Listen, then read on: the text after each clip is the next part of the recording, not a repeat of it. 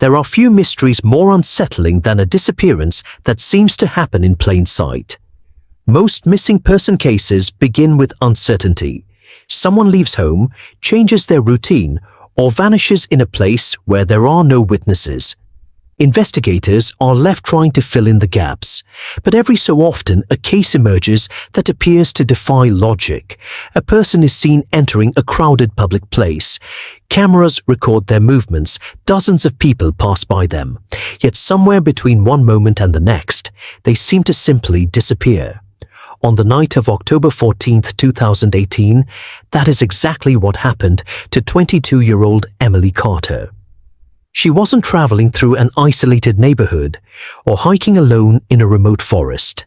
She was taking her usual route home on Chicago's commuter rail system, surrounded by other passengers making the same late-night journey after work or school. It was a trip she had made hundreds of times before.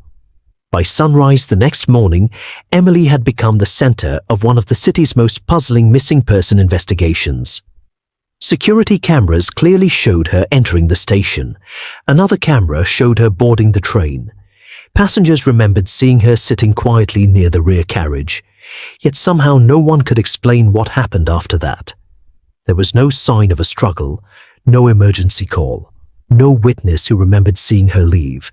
It was as if the final chapter of her journey had been erased. As detectives began piecing together Emily's last known movements, they discovered something even more disturbing. Her disappearance wasn't simply a matter of being in the wrong place at the wrong time. Long before she boarded that train, Emily had unknowingly stepped into a situation far more dangerous than she realized. To understand what happened that night, investigators first had to understand the person at the center of the mystery. Emily Carter lived in a small apartment on Chicago's North Side, just a few train stops from the university where she was completing a master's degree in forensic accounting. Friends often described her as dependable. She was the type of person who planned everything. Her calendar was color-coded. Bills were paid days before they were due. If she promised to meet someone at 6 o'clock, she usually arrived 10 minutes early. It wasn't because she enjoyed strict routines, it was simply the way she approached life. Emily believed that small details mattered. Ironically, that same belief would eventually become one of the biggest reasons investigators were able to uncover the truth.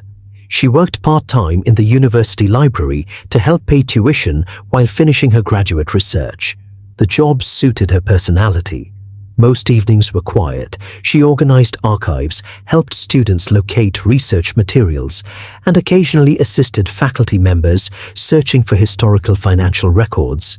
It wasn't glamorous work, but Emily enjoyed solving problems. Her younger cousin once joked that she treated missing paperwork like detectives treated missing suspects. She laughed about it, but there was some truth behind the comment. She genuinely enjoyed finding connections that other people overlooked. Outside school, Emily lived a remarkably ordinary life. She spoke with her older sister Rachel almost every evening. The calls rarely lasted more than 15 minutes, but neither of them skipped the routine. Sometimes they talked about classes, sometimes about work, sometimes about nothing important at all. For Rachel, those conversations became comforting proof that everything was all right. Emily also maintained a close circle of friends from the university. None of them described her as secretive. If anything, she shared too much. She often talked through assignments, future career plans, and even minor frustrations over coffee after class. When police later interviewed her classmates, nearly everyone repeated the same observation. Emily wasn't the kind of person who simply disappeared. She had been looking forward to graduating the following spring. She had already begun applying for internships with accounting firms specializing in fraud investigations. Several professors believed she had an exceptional future ahead of her. One even described her as someone who could spot inconsistencies that experienced professionals sometimes missed. At the time, it sounded like nothing more than praise from a respected mentor. Looking back, those words carried a different meaning. During the weeks leading up to her disappearance, subtle changes began appearing in Emily's behavior. None seemed alarming on their own. Taken together, they painted a picture investigators would only recognize much later. About 2 weeks before she vanished, Emily visited a local electronics store and purchased an encrypted flash drive. The purchase itself wasn't unusual. Graduate students frequently stored research on portable drives, but Emily had never used encrypted devices before. She specifically asked a store employee for one that required a password before any files could be accessed. The employee remembered the conversation because Emily asked several detailed questions about data recovery and file security. At the time, it seemed like nothing more than a careful customer making an informed purchase. Later, detectives wondered why secure storage had suddenly become so important. Around the same time, Emily cancelled dinner plans with her closest friend Megan. It wasn't like her. Emily rarely cancelled plans without a good reason. When Megan texted to ask if everything was all right, Emily replied with a short message, "Just buried in something I need to finish. I'll explain soon." She never did.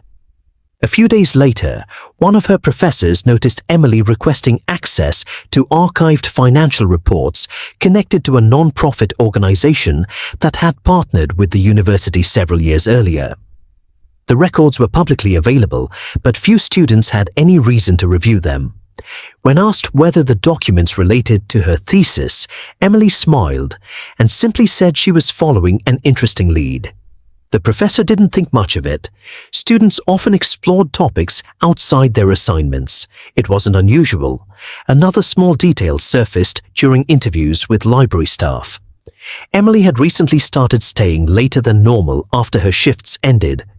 Rather than leaving immediately, she remained in one of the quiet research rooms, comparing printed documents with digital records on her laptop. One co-worker recalled seeing spreadsheets covering nearly every inch of her screen, columns of donation amounts, transaction dates, organization names. Emily worked with intense concentration, occasionally making handwritten notes before locking everything away when someone entered the room. No one asked what she was working on.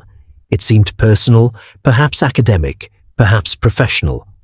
Whatever it was, Emily appeared completely absorbed by it. Then there was one conversation that detectives would revisit repeatedly.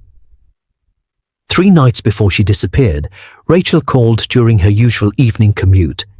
Emily sounded distracted, not frightened, not nervous, just unusually thoughtful. At one point, she said something Rachel would remember almost word for word. "You ever notice how one tiny mistake can